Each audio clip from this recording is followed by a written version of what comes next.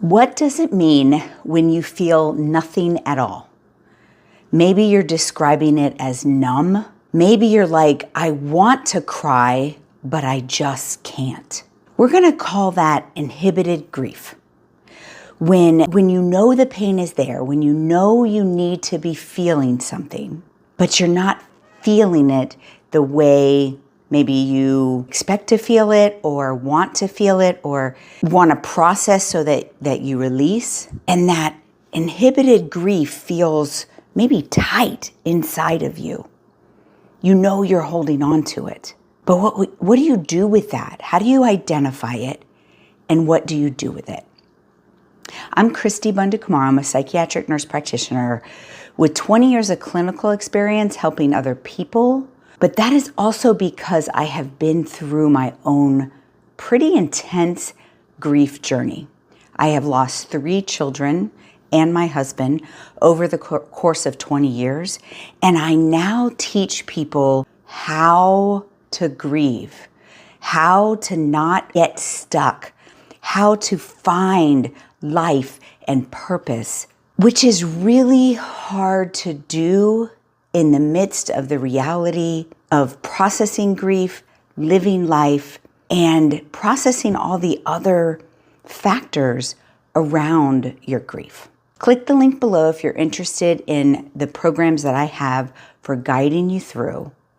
But today we're going to talk about inhibited grief. And if we don't acknowledge that, figure it out and process it, we will get stuck. We'll get stuck in that grief, and it possibly will come out in physical ways, but definitely in our joy and our happiness in life. So how do we do that? How do we first identify inhibited grief? Well, do you feel numb? Do you feel like you want to cry, but you can't? Let's talk about that. Numbness can be from just feeling absolutely overwhelmed and you feel like I just can't. And I'm going to give you 2 examples of that. I was speaking to someone recently about her grief, and I asked, are you working through it? Are you doing some things to try to process that grief? And she said, I can't. I am scared that if I open up that box, the chaos that will come out, that I will lose myself, lose my ability to function. And so therefore, I'm just gonna keep it tight and keep it numb. Although that was a very insightful way to express where she was in her grief, I did have to try to encourage her that you can't do that forever. We can't, well, maybe you can stuff it forever, but it's not the mentally healthiest way to process grief. If you've seen my documentary, you remember that when I was walking down the beach with my mom, and we were talking about my mom has been through some grief. She lost my father, her husband, when I was a baby. She lost her grandchildren, her first grandchildren, my children. She's lost both of her parents. And as we were walking down the beach, she went to the pain of losing her dog. And losing a pet is real pain. There's a connection and it's a lost connection. But there was this heaviness, overwhelming pain around the human grief in her life that she couldn't go to. And when the director of the documentary was interviewing her privately, she said, I couldn't go there.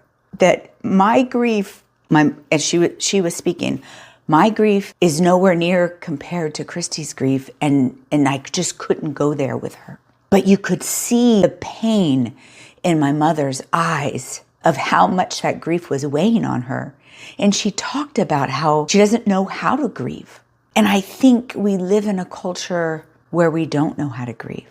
So I think it's one of 2 things when we're feeling inhibited grief. It's so overwhelming we can't feel it, or we are bringing on the expectations of other people to how we are supposed to grieve. So maybe you feel like you're supposed to be strong for your living children, or maybe you feel like you're supposed to be strong for your spouse, or you're supposed to be able to process this and move on within a year per the prolonged grief DSM criteria. And those are external expectations that you are putting on yourself. So it's one of two things. And today I just want you to acknowledge those two things, right? Acknowledge, is it me holding tightly because I'm completely overwhelmed and I can't do it? Or am I not processing because of the expectations of others? Or maybe it's a combination of both of those things. But just acknowledge that, because I do want you to be able to get to a place where you can begin to process some of that grief. If you don't do it, it will come out in other ways. That's this inhibited grief. What does it look like? How does it come out? Well, the most common is anger, irritability, frustration, low patience for the realities of your responsibilities or things that you want to accomplish in your life.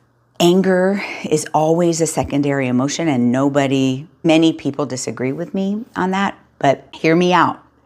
If you are angry, irritable, frustrated, it's because there's something underneath. You are maybe frustrated with life and the unfairness of what has happened to you, the unfairness of the grief that you are holding. And we're going to talk about kind of how to separate that.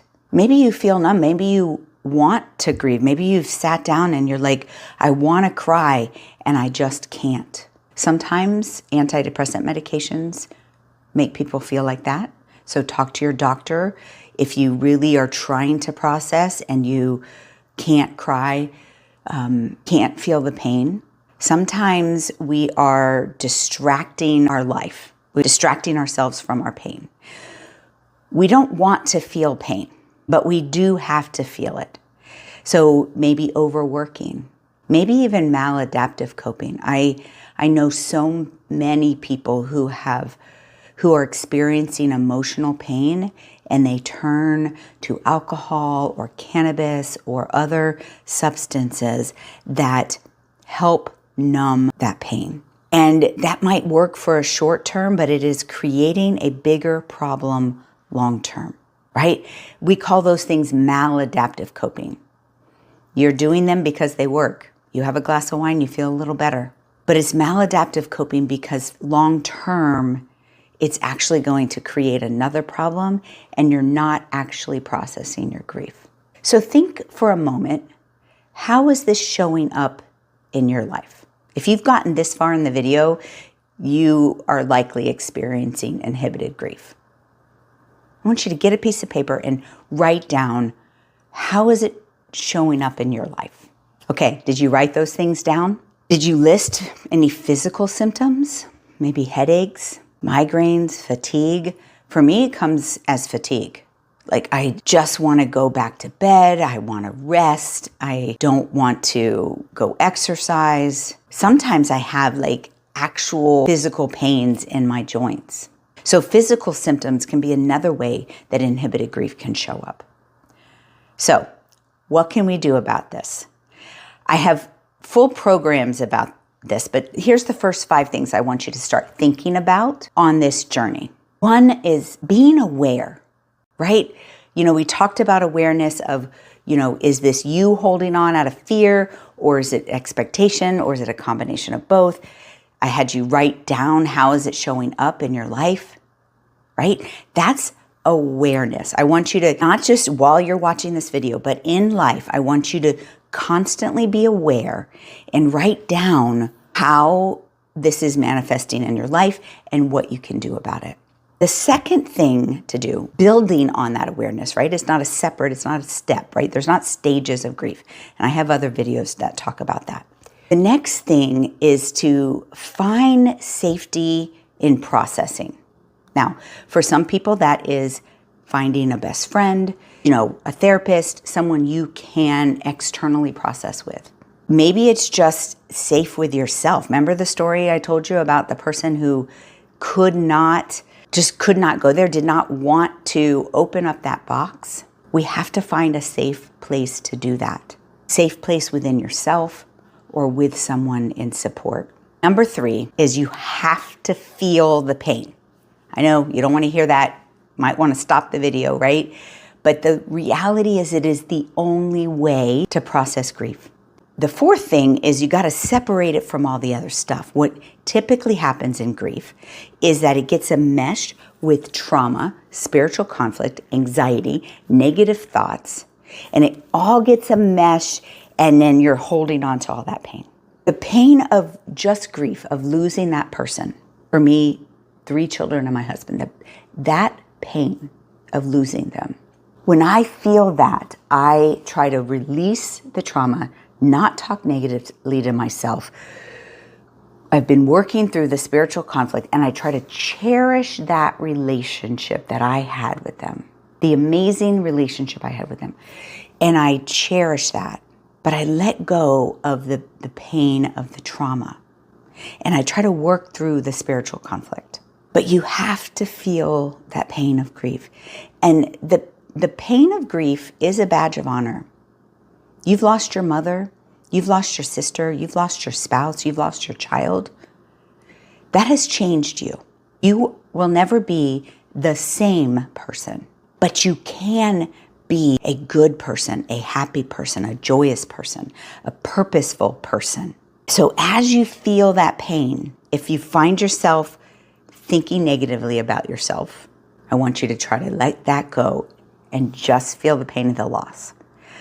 If there's trauma in there and it comes up, let's say, for example, with my daughter's death, the morning of her death, it was absolutely traumatic for me. Like, I can't even speak about it without choking up.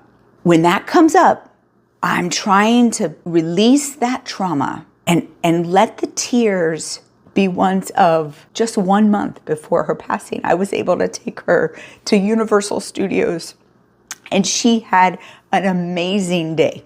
Oh, so I just allowed myself to feel that pain, but I didn't focus on the trauma. So we have to feel the pain, but separate it. Feel the pain, but separate it. And lastly, I want you to have compassion on yourself. This is a difficult journey. You're doing it. Be proud of yourself.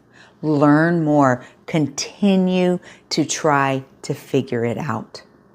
I have lots of free content. I want you to watch the physical signs of grief, because oftentimes when you have inhibited grief, it is coming out physically. You are mentally strong in your grief. You can do this.